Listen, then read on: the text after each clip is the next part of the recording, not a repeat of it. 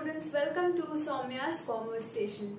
So as you all know that we were doing the chapter markets and marketing and last video में हमने features and objectives of marketing पढ़ लिए हैं.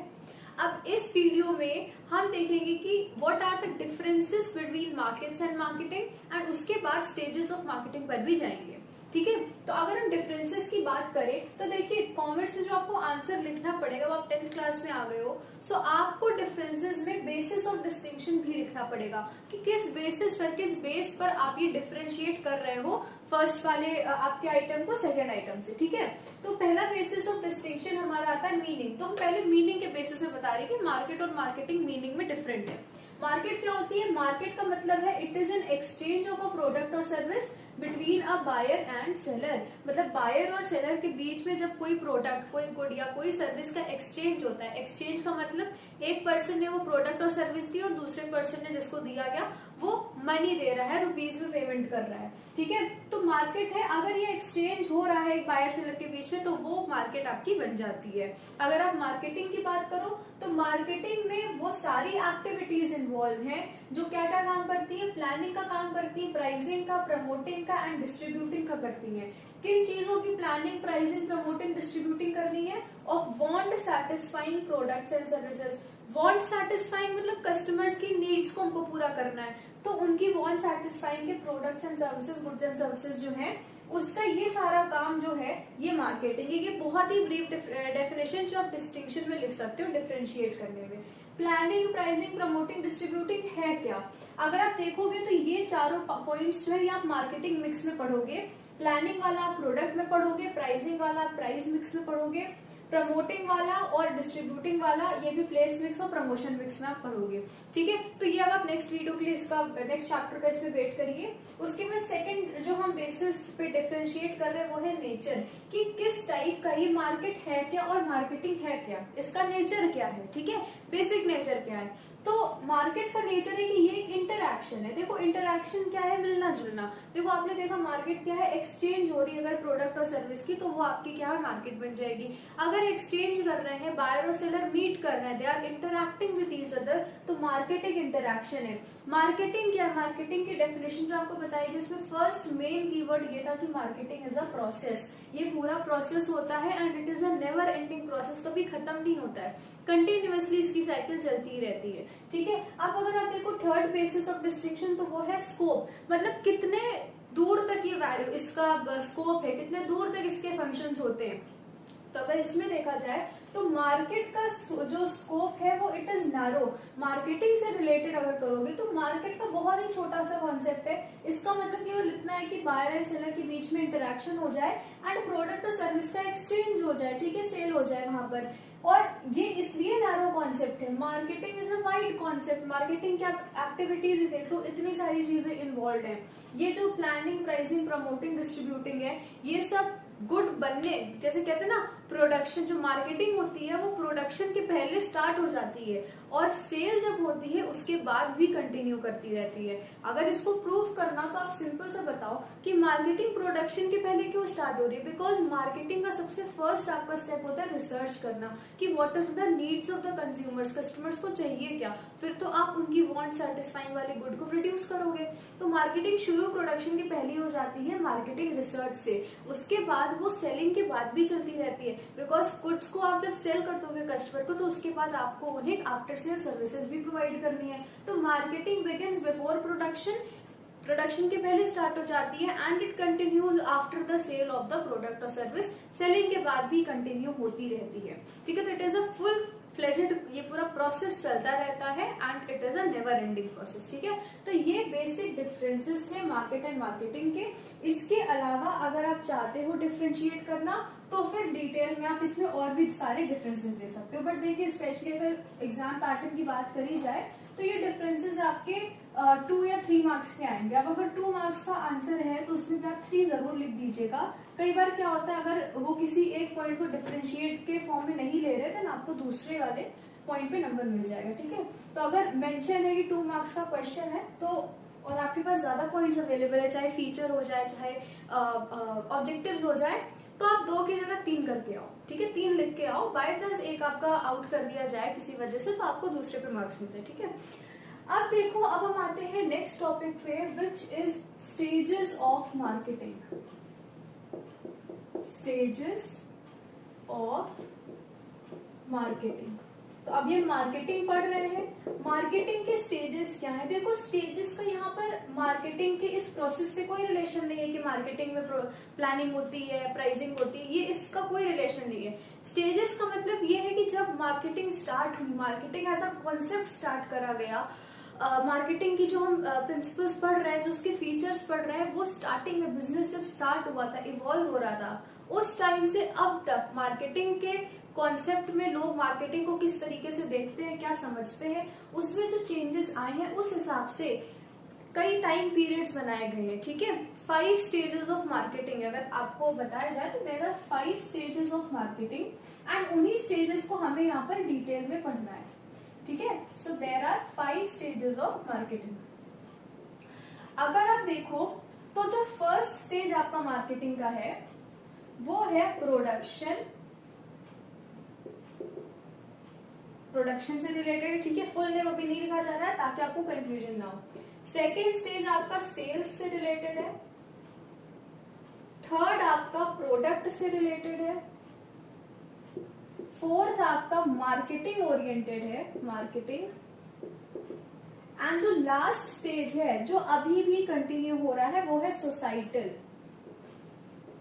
तो ये क्या है, क्या इसके कहने का मतलब है?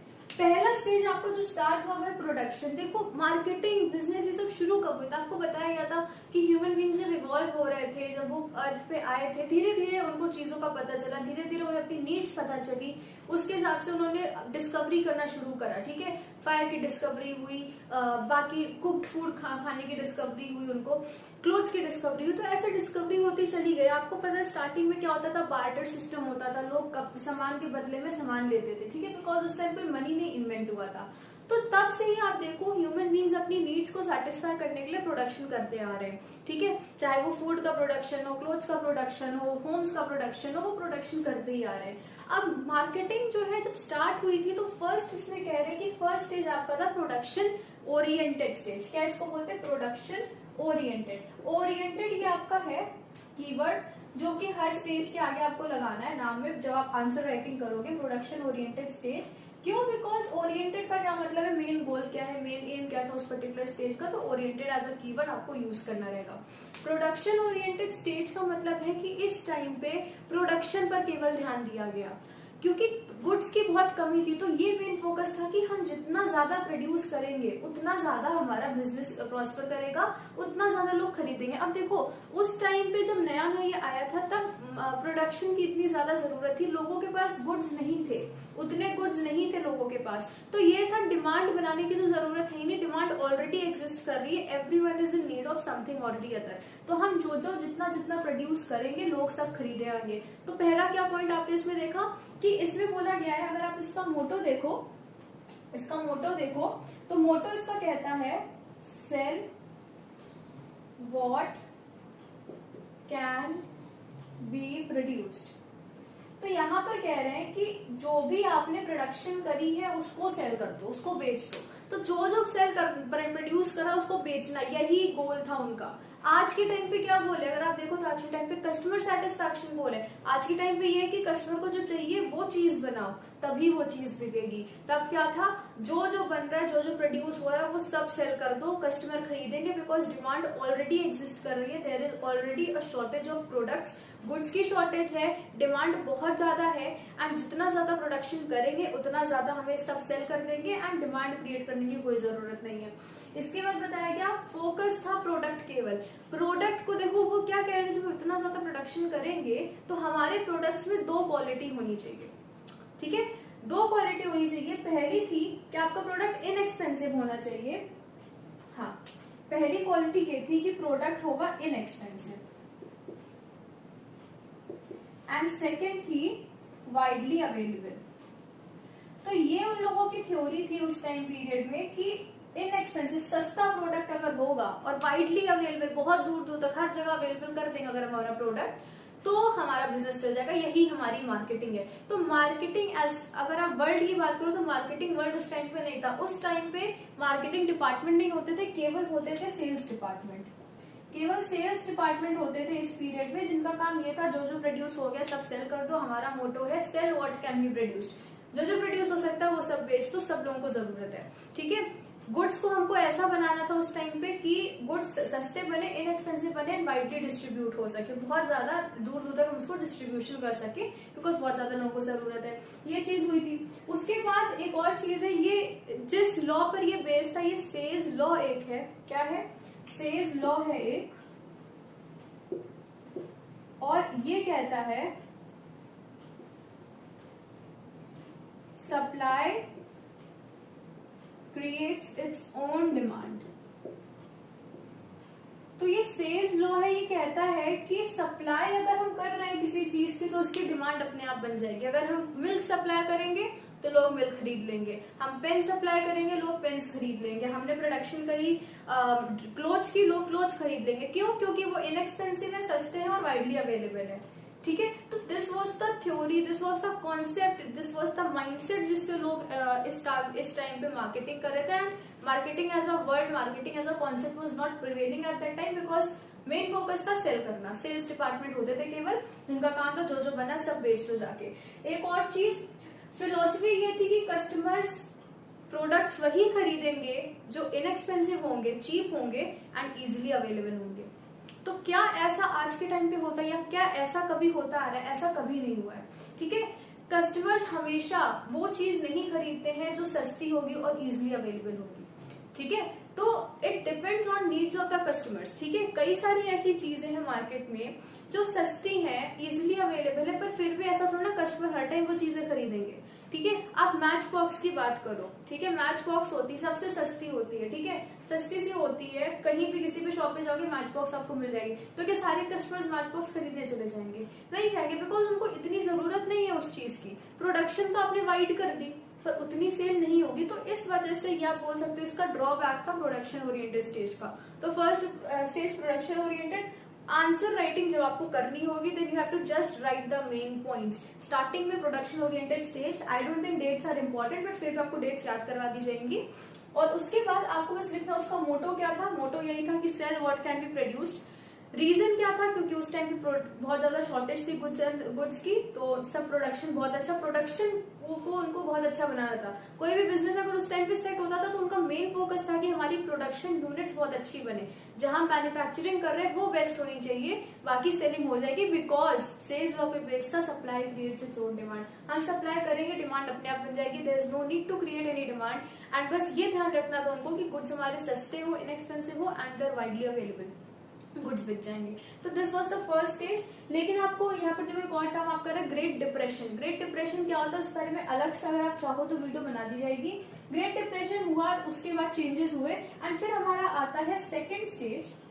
सेकेंड स्टेज आता है एंड सेकेंड स्टेज आपका कह रहा है सेल्स ओरिएंटेड स्टेज। क्या कह रहा है? Sales oriented stage. अब देखो सेल्स ओरिएंटेड का क्या मतलब है? सेलिंग। अब हमको बेचना है, अब मेन है कि बस सेल कर दो। तो क्या था इसका मोटो था get rid of what you have, get rid of what you have.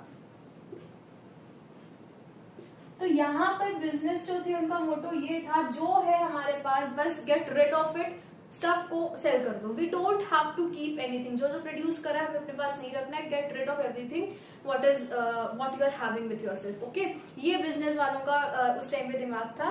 Sales oriented stage में ये था। ग्रेट डिप्रेशन जब हो गया था तो एक सिचुएशन आई जहां पर बिजनेस कॉन्शियस सोच रहा है we have to think in a different way. Production oriented stage सही से काम नहीं कर रहा है।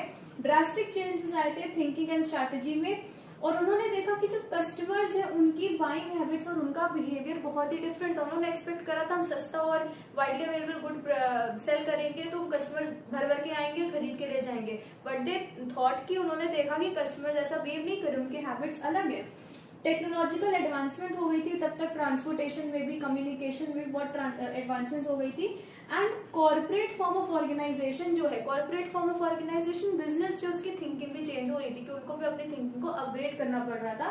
एंड दे सेड कि फोकस हमारा शिफ्ट करो प्रोडक्शन से सेलिंग पे, प्रोडक्शन छोड़ो, प्रोडक्शन पे फोकस था, गुड्स प्रोड्यूस हो चुके, अब मैंने हमको इनको सेल करना है, क्योंकि जिस थिंकिंग से हमने प्रोडक्शन करी थी उससे वो काम नहीं चल रहा है। Now we have to shift our focus from the production of the goods and services to the selling, उनको हमें बेचना है, ठीक है, ये चीज है। तो अब क्या हुआ, उनका मेन प्रॉब्लम बन गया हाउ टू सेल, और उनका जो मोटो था वो था get rid of what you have. How to sell was the biggest problem, कैसे सेल कर दे, ठीक है, कैसे सेल कर दे। उसमें उन्होंने क्या किया, producers began to realise that consumers will not buy unless they are approached. अब उनके दिमाग में है कि अब हमें सेल करना है, सेल करने के लिए कस्टमर हमारे पास नहीं आएगा, हम जाएंगे कस्टमर के पास। तो उस टाइम क्या था, जो प्रोड्यूसर था उसने बोला we will approach the customer, जब तक हम कस्टमर के पास नहीं जाएंगे अपने प्रोडक्ट दिखा के तब तक कस्टमर नहीं आएगा। पहले क्या था, प्रोडक्शन होगी, कस्टमर्स खुद भाग भाग के आएंगे। अब सेल्स ओरिएंटेड में क्या हुआ, कस्टमर्स नहीं आएंगे खुद भाग भाग के, we have to go to the customer, we have to approach him and हमें अपना गुड को सेल करना पड़ेगा, get rid of what you have, ठीक है, ये उनका था। अब इसमें क्या हुआ, फोकस जो है सेल्स इंक्रीज करने पर हो गया, फोकस ये हो गया, अगर उनके पास सामने कस्टमर है तो उनको ये नहीं कि उन्हें ये मार्कर सेल करना है कि इस मार्कर से उस कस्टमर ने का कुछ यूज होगा, वो कस्टमर इस मार्कर से लिखेगा, उनका फोकस हो गया मेरे को ये मार्कर बस सेल करना है और इसका जो 50 रुपीज है वो मेरे को लेना है, उनका ये गोल था, ठीक है। अभी क्या होता है कि अगर आज के टाइम पे कस्टमर सेटिस्फैक्शन, आप कोई भी सामान लेने जाओगे तो उनका मेन जो भी आपका शॉपकीपर है उनका क्या मेन फोकस होगा कि सामान हम उनको दे रहे हैं, और जैसे आप पूछने लगते हो बीच बीच कि अगर खराब निकला तो बोल देंगे तो आप रिप्लेस कर लेना आके, बोलते हैं ना, बिकॉज उनको इससे गेट रेडी नहीं होना, उनका है कस्टमर सेटिस्फाई होना चाहिए। ये वाला नहीं चलेगा, आप ये ले जाओ यूज कर लो, नहीं चल रहा है सही से, आप रिप्लेस कर देना, नया आपको दे देंगे, ये आज की थिंकिंग है। बट सेल्स ओरिएंटेड स्टेज की थिंकिंग बहुत अलग थी, उनका था बस ये है मार्कर है, मेरे को ये 50 रुपीज चाहिए इस बंदे से, इस कस्टमर से चाहिए, I have to sell it to him, ये 50 रुपीज दे दे, बाकी ये मार्कर चले ना चले, कस्टमर के साथ कुछ भी हो, वी डोंट केयर। ये थिंकिंग थी सेल्स ओरिएंटेड स्टेज में, ठीक है। अब क्या हुआ, demand outstripped supply and it was still a seller's market, ठीक है, सेलर्स मार्केट थी, क्योंकि प्रोड्यूसर जो चाह रहे थे वही वो कर रहे थे, ठीक है। जबरदस्ती कहते हैं ना, जबरदस्ती सामान बेचना, अक्सर आपने देखा कब होता है ये, जब घर में आपके सेल्स पर्सन आ जाते हैं कि मैम ये ले लो या फिर सर ये ले लो, और जबरदस्ती जो आपको सारा प्रोडक्ट खोल के दिखाने लगते हैं, ये होता है जब प्रोड्यूसर खुद से आए ना आपके पास सेलिंग करने के लिए, देन डेफिनेटली वो ये सेल्स ओरिएंटेड वाली मेंटालिटी के साथ आ रहा है, उसको बस वो सामान बेचना है, वो बहुत प्रेशराइज करेंगे सेलर्स कि आप उनका प्रोडक्ट खरीद लो, ठीक है। अब क्या है, सेल्स ओरिएंटेड स्टेज में हार्ड सेलिंग हो गई, और इस अग्रेसिव सेलिंग वाले प्रोसेस में अग्रेसिव सेलिंग थी ये, जबरदस्ती कस्टमर्स को कंपेल करा जा रहा था कि वो प्रोडक्ट्स को खरीदे, इसमें बहुत अनस्क्रूपुलस प्रैक्टिसेस, बहुत ही इलीगल प्रैक्टिसेस भी इवॉल्व हो गई, बहुत ही गलत प्रैक्टिसेस इवॉल्व हो गई, लोग करने लगे, सेलर्स करने लगे, और जिसकी वजह से this was not a very good period of time, ठीक है। अब क्या हुआ, सेल्समैनशिप फोकस। तो सेल्समैनशिप क्या होता है, देखो ये और टर्म आया है, सेल्समैनशिप। सेल्समैनशिप आप प्रोडक्शन मार्केटिंग मिक्स वाले चैप्टर में फिर से पढ़ोगे, इसका दूसरा नाम है पर्सनल सेलिंग। सेल्समैनशिप का मतलब होता है सेल्समैन, देखो नाम में ही दिख रहा है सेल्समैन। सेल्समैन कौन होता है, जो आके आपके पास सामान बेचता है, ठीक है। आप मॉल में गए, वहां पे सेल्समैन होते हैं, ठीक है। पर्सनल सेलिंग, जो पर्सनल आपको जो है गुड्स की खासियत बता रहे हैं, ये ऐसा है, आप कुछ उनसे इंक्वायरी कर रहे हो तो वो आपको बता रहे हैं, वो होते हैं पर्सनल सेलिंग करने वाले। तो बोला गया अब जब सेलिंग मेन फोकस हो गया तो उनका फोकस क्या हो गया, हमें सेल्समैन चाहिए कई सारे, जो कि जाके कस्टमर को गुड्स हमारे बेचेंगे, ये मेन थिंकिंग बन गई थी, सेल्समैनशिप फोकस हो गई थी मार्केटिंग एक्टिविटीज का। उसके बाद कस्टमर की इंपॉर्टेंस बस इतनी की थी कि ये एक ऐसा बंदा है कि इसको जब मैं अपना ये गुड सेल करूंगा तो मुझे इससे पैसे मिलेंगे, बस, इसके अलावा कस्टमर की कोई इंपॉर्टेंस नहीं थी, ठीक है। कस्टमर की इंपॉर्टेंस आपको पता चलेगी मार्केटिंग ओरिएंटेड स्टेज में। उसके बाद क्या हुआ कि अब ये जो सेलिंग फिलॉसफी है, यही बताया आपको, ये सेलिंग फिलॉसफी आज भी इंश्योरेंस कंपनीज में एंड जो आपकी चैरिटी फंड्स लेने आते हैं उसमें ये फिलॉसफी आज भी यूज होती है। इंश्योरेंस वालों को देखो, जब आप जाते हो इंश्योरेंस लेने के लिए, वो एकदम पीछे पड़ जाते हैं, एक्सप्लेन करने लगते हैं what are the merits and कितने फायदे हैं, कितने लॉन्ग टर्म फायदे हैं, कितने शॉर्ट टर्म बेनिफिट्स हैं, ये सब एक्सप्लेन करने लगते हैं। That is aggressive selling. Charity लेने जब आते हैं लोग घर पे आपके, देन दे प्रेशराइज यू कि अरे आप दे दो and it's a good thing to do, ये सब चीजें करने लगते हैं। So this is the philosophy जो आज भी फॉलो हो रही है कुछ इंस्टीट्यूशंस में। अब आप देखो तो ये मे भी आपका क्वेश्चन आ सकता है कि which stage of marketing is prevalent today, ठीक है, इन सम ऑफ द ऑर्गेनाइजेशन। तो आप ये लिख सकते हो सेल्स ओरिएंटेड स्टेज। ठीक है, अब इसके बाद हम आते हैं थर्ड वाले पे। ठीक है, थर्ड वाला, and this is product oriented stage. Product मतलब जो भी आपका सामान है, यहाँ पे गुड्स पर आ गए। प्रोडक्शन अलग था, प्रोडक्शन था मैन्युफैक्चरिंग करना फैक्ट्रीज में या वैसे प्रोड्यूस करना, सेल्स ओरिएंटेड सेलिंग से रिलेटेड था।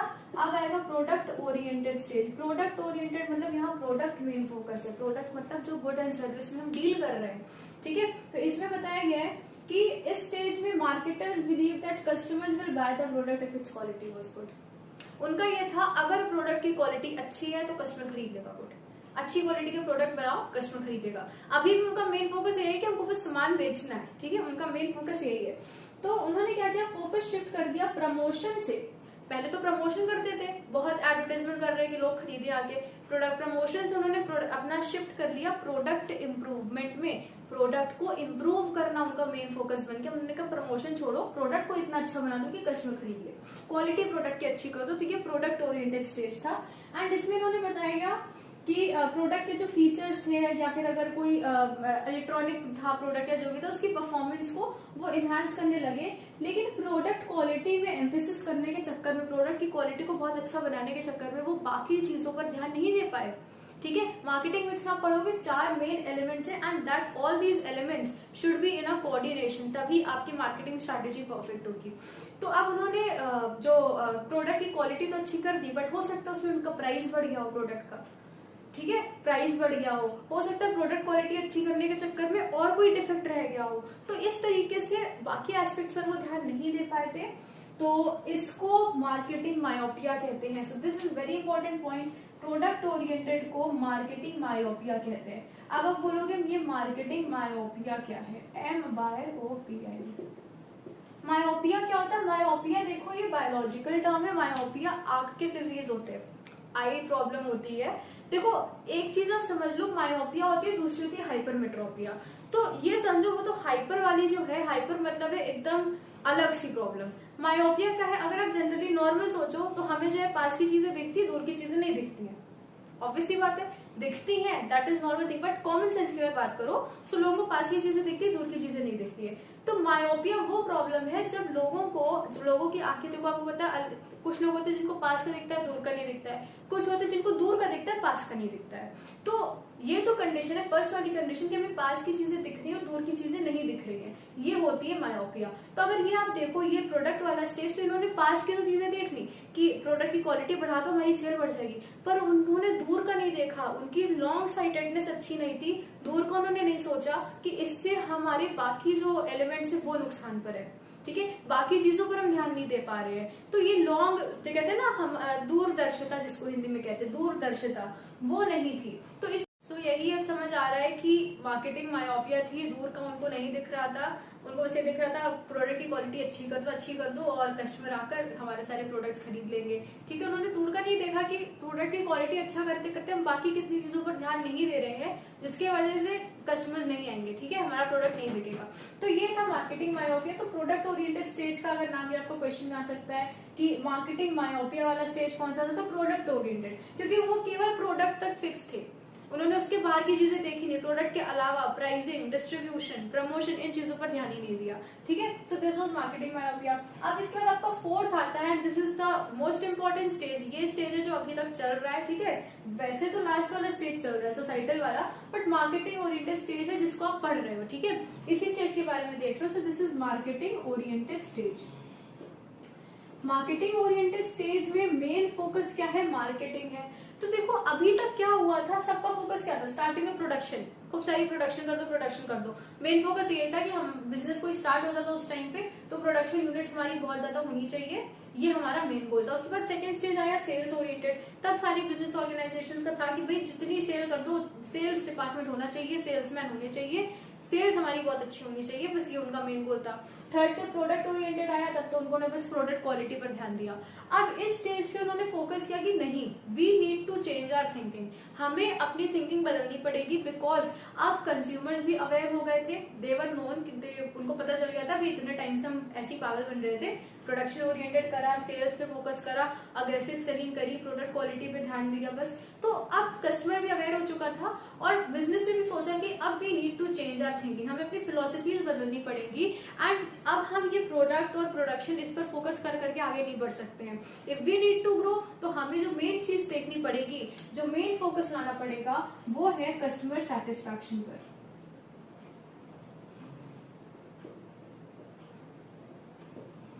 या और इसको एप्रोप्रिएटली बोलो तो इसको आप बोल सकते हो consumer satisfaction. Consumer satisfaction, so this should be the main goal of the marketing oriented stage. जिन्होंने ये सोचा कि यही मेन गोल रखो, कस्टमर सेटिस्फाइड रहेगा, हमारा बिजनेस ग्रो करेगा, ठीक है, ये उनका मेन गोल था। अब इन्होंने क्या बोला कि मैनेजमेंट जो है, जो भी ऑर्गेनाइजेशन की मैनेजमेंट, वो अपने आप को ये ना समझे कि हमारा काम है जो भी प्रोडक्ट हम डील कर रहे हैं उसकी खूब अच्छे से प्रोडक्शन करना और उसको सेल कर देना, अच्छे से प्रमोशन करना उसके, ये नहीं होना चाहिए। उनका गोल होना चाहिए कि हमें एक ऐसा प्रोडक्ट बनाना है जिससे जो हमारे कस्टमर्स हैं वो सेटिस्फाई हो सके, उनकी नीड्स पूरी हो सके। अगर जो मैनेजमेंट है जिस भी बिजनेस की और वो बिजनेस पेन्स का प्रोडक्शन कर रहा है, तो मैनेजमेंट ये ना सोचे कि हमें एक पेन बनानी है जो कि ऐसी होगी, इस शेप में होगी, ये डिजाइन होगी, उसमें ऐसे चलेगी, उसकी पैकेजिंग ऐसी होगी, बस इतना नहीं सोचना है। हमें उस पेन को इस तरीके से देख के प्रोड्यूस करना है कि ये पेन कोई भी कस्टमर अगर यूज कर रहा है बाहर का, जो इस पेन को परचेज करेगा, तो उसके लिए बहुत ही कन्वीनियंट हो, आसानी से वो इससे लिख सके, ज्यादा लंबा टाइम तक चले, इसका जो प्राइस हो वो अफोर्डेबल हो। आपने सारा पैसा पेन में लगा दिया, 100 रुपीज का पेन आप बेच रहे हो, ठीक है, 20 रुपीज का बेचना था, आप 100 रुपीज का बेच रहे हो। पेन की क्वालिटी खूब अच्छी, बाहर से बहुत अच्छा सब कुछ है, पर जब लिखने की बारी आई तो लोगों के हाथ, वो ग्रिप ही नहीं बन रही किसी के हाथ में। सो तब तो लोग खरीदेंगे ना, आपने खूब अच्छी क्वालिटी का उसमें मटेरियल यूज करा हो, but until and unless it is satisfying the customer, वो प्रोडक्ट वैल्यूलेस है, ठीक है, कस्टमर फिर दोबारा नहीं आएगा आपका पेन खरीदने। तो ये चीज होती है। तो मैनेजमेंट को अपने आप को सोचना चाहिए कि हम ऐसी चीजों का प्रोडक्शन कर रहे हैं जो कस्टमर को सेटिस्फाई करेगा, ठीक है। इसके बाद क्या है, कस्टमर को इतने अच्छे से समझो कि हम ऐसे गुड्स को प्रोड्यूस कर सके जिससे उसकी नीड्स को हम सेटिस्फाई करें, ठीक है। फिर ये था कि मार्केटिंग जो है वो हार्ट बीट बन गई बिजनेस की। So marketing became the heart beat of business. अभी तक तो प्रोडक्शन थी, प्रोडक्ट थी, सेल्स थी, बट अब जाके थोड़ा दिमाग खुला, मार्केटिंग को उन्होंने हार्ट बीट बनाई बिजनेस की। मतलब हार्ट बीट का मतलब क्या है, it was the main thing, main centre बना बिजनेस का मार्केटिंग, ठीक है। मार्केटिंग मतलब इसमें वो मार्केटिंग मिक्स में आप जितनी चीजें पढ़ोगे ना वो सब मार्केटिंग के अंदर आती है, वो मेन सेंटर बन गया बिजनेस का। एंड उसके बाद उन्होंने ये कहा कि customer satisfaction is the principal reason for corporate existence. अगर बिजनेस एग्जिस्ट करना चाह रहा है, कोई भी कॉर्पोरेट फर्म एग्जिस्ट करना चाह रहा है, then customer satisfaction is the key, it is the only reason. Business शुरू ही क्यों हुआ था, बिजनेस शुरू इसलिए हुआ था ताकि हम ऐसे गुड्स एंड सर्विसेज बनाए जो कस्टमर की नीड्स को सेटिस्फाई करे, और फिर जब कस्टमर अपनी नीड्स को सेटिस्फाई करने के लिए वो गुड्स एंड सर्विसेज परचेज करेगा तो हमें पैसे मिलेंगे, उससे हमें प्रॉफिट होगा। तो पहले customers should be satisfied and after that profit will be generated, ठीक है। Profit is a by product, वो बाय प्रोडक्ट, आपने केमिस्ट्री में रिएक्शंस पढ़े होंगे कि इक्वेशन होता है, पूरा रिएक्शन होता है, एंड में बाय प्रोडक्ट आ गया कोई, कभी वाटर आ गई, कभी कार्बन डाइऑक्साइड आ गई, प्रॉफिट वो है। मेन गोल हमारा कस्टमर सेटिस्फैक्शन है। तो ये चीज आपको ध्यान रखनी है कि ये मेन पॉइंट्स है मार्केटिंग ओरिएंटेड स्टेज में, अगर आपको लिखने को आ जाएगा। अब ये देखो कि मार्केटिंग जो है वो डायरेक्ट कंट्रीब्यूटर है टुवर्ड्स द प्रॉफिट्स, डेफिनेटली अभी आपको ये एक्सप्लेन करा गया है। एंड अगर इस कॉम्पिटिटिव वर्ल्ड में कंपनी सर्वाइव करना चाहती है, then it should focus on customer satisfaction, और मार्केटिंग स्ट्रेटेजीज को इसी गोल पे बेसिस करके बनाना चाहिए कि हमें कस्टमर्स को सेटिस्फाई करना है। सबसे इंपॉर्टेंट पॉइंट यहाँ पर ये है कि मार्केटिंग ओरिएंटेड स्टेज में जो कस्टमर होता है, कस्टमर छोड़िए, आप कंज्यूमर ही यूज करिए यहाँ पर। कंज्यूमर जो होता है, he is regarded as a king. Consumer को किंग माना जाता है। किंग को जितना खुश करोगे, जितना सेटिस्फाई कर दोगे प्रोडक्ट्स एंड सर्विसेज देकर, उतना ही आपको वो पैसे मिलेंगे, उतना ही आपका बिजनेस ग्रो करेगा। सो consumer should be considered the king. Focus यही होना चाहिए, कस्टमर को सेटिस्फाई करना है। तो अगर ये क्वेश्चन आपका आ सकता है कि कौन से स्टेज में consumer is considered as the king, तो आपका मार्केटिंग ओरिएंटेड स्टेज है, सोसाइटल वाला मत लिख के आ जाना, ठीक है। मार्केटिंग ओरिएंटेड स्टेज है, consumer is regarded as the king. अब लास्ट आता है सोसाइटल मार्केटिंग स्टेज। अब देखो ये सारे ओरिएंटेड स्टेज थे, लास्ट वाले के नाम में थोड़ा टर्म में डिफरेंस है। सोसाइटल मार्केटिंग स्टेज है इसका नाम, societal marketing stage. Societal marketing के देखो सोसाइटी, अब लगा कि यार नहीं, we should include society also. केवल कस्टमर सेटिस्फैक्शन तो हम कर रहे हैं, लेकिन एक हमारी मॉरल रिस्पॉन्सिबिलिटी, एक एथिकल ड्यूटी भी बन रही है हमारी, का मतलब यहाँ बिजनेस से रिलेटेड हो रहा है, बिजनेस की बात हो रही है कि now we should focus on the society also. देखो होता क्या, आपको पता है पॉपुलेशन बढ़ रही है, ठीक है, पॉपुलेशन बहुत हाई रेट पे बढ़ रही है, पॉवर्टी बढ़ रही है, पोल्यूशन बढ़ रहा है, जो नेचुरल रिसोर्सेज है वो डिप्लीट करते जा रहे हैं। क्यों? बिकॉज पॉपुलेशन बढ़ रही है, उनकी नीड्स बढ़ रही हैं, उस नीड को, उस डिमांड को फुलफिल करने के लिए हमें प्रोडक्शन ज्यादा करनी पड़ेगी, ठीक है। प्रोडक्शन ज्यादा करने के लिए हमें रिसोर्सेज ज्यादा लाने पड़ेंगे, ज्यादा रिसोर्सेज यूज करेंगे तो रिसोर्सेज और तेजी से डिप्लीट करेंगे, ठीक है। तो ये सब चीजें, ये प्रॉब्लम्स इंटरलिंक्ड है। तो अब यहाँ पर क्या करना है, यहाँ पर बिजनेस फर्म्स बहुत ही बड़ा रोल प्ले कर रहे हैं। वो गुड्स एंड सर्विसेज दे रहे हैं कस्टमर को, एंड उनको, उनकी ये रिस्पॉन्सिबिलिटी बन रही है अब कि आप गुड्स एंड सर्विसेज दो कस्टमर को, ऐसी गुड्स एंड सर्विसेज दो जो उनको सेटिस्फाई कर सके, उनकी नीड्स को फुलफिल कर सके। लेकिन business firms should make sure कि उस गुड्स एंड सर्विसेज के प्रोडक्शन में वो सोशल वेलफेयर को भी ध्यान रखें। मतलब आपने देखा है इंडस्ट्री में प्रोडक्शन हो रहा है एंड चिमनी से स्मोक निकला जा रहा है, ठीक है, इंडस्ट्रियल प्रोडक्शन चल रहा है, सारा वेस्ट उन्होंने जाके डंप कर दिया रिवर वाटर में।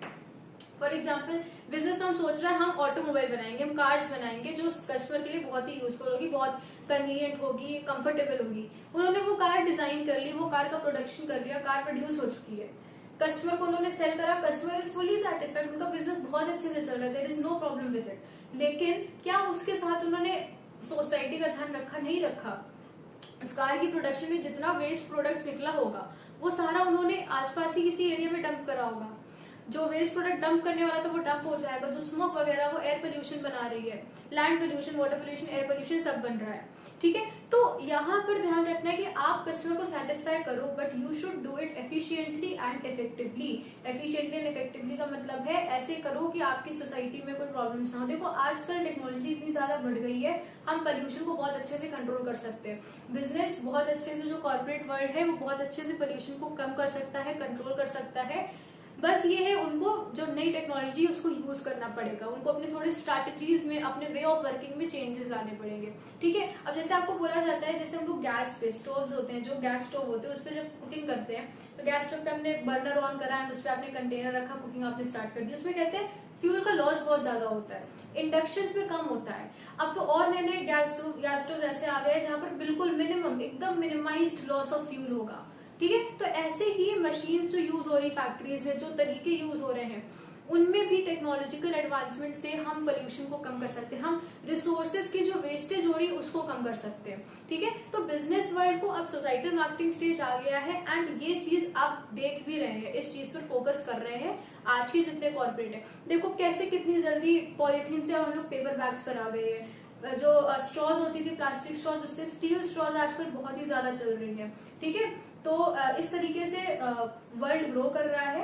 एंड सोसाइटल मार्केटिंग स्टेज जो, उसका भी यही कहना है। यही बस इसमें बताया गया है कि societal marketing concept requires the marketers कि वो ऐसी सोशल एंड एथिकल कंसिडरेशंस को ध्यान रखें, उनको कंपनी के प्रॉफिट, कंपनीज प्रॉफिट, कंज्यूमर की सेटिस्फैक्शन एंड जो उनके आसपास पूरा है पब्लिक इंटरेस्ट, उस सबको बैलेंस करके ध्यान में रख के फिर अपना मार्केटिंग की स्ट्रैटेजीज को इम्प्लीमेंट करें, यूज करें, ठीक है। यही थे। अब ये आपके जो 5 स्टेजेस थे मार्केटिंग के, इनको कॉन्सेप्ट और फिलोसफीज भी बोला जाता है। क्या बोलते हैं? Concept of marketing, philosophies of marketing. Question में कुछ भी आ जाए, what are the concept of marketing, इन्हीं 5 के नाम लिख देना, एक्सप्लेन कर देना। What are the philosophies of marketing, यही है। What are the stages of marketing, वो भी यही है, ठीक है। अब अगर हम इनके टाइम पीरियड की बात कर ले तो प्रोडक्शन ओरिएंटेड स्टेज आपका स्टार्ट हुआ था 1869 में एंड 1869 से वो 1930 तक चला था।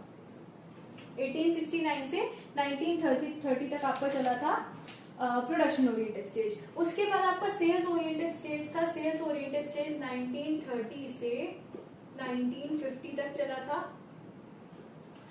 प्रोडक्ट ओरिएंटेड स्टेज आपका 1950 से 1960 तक चला था, 1950 टू 1960।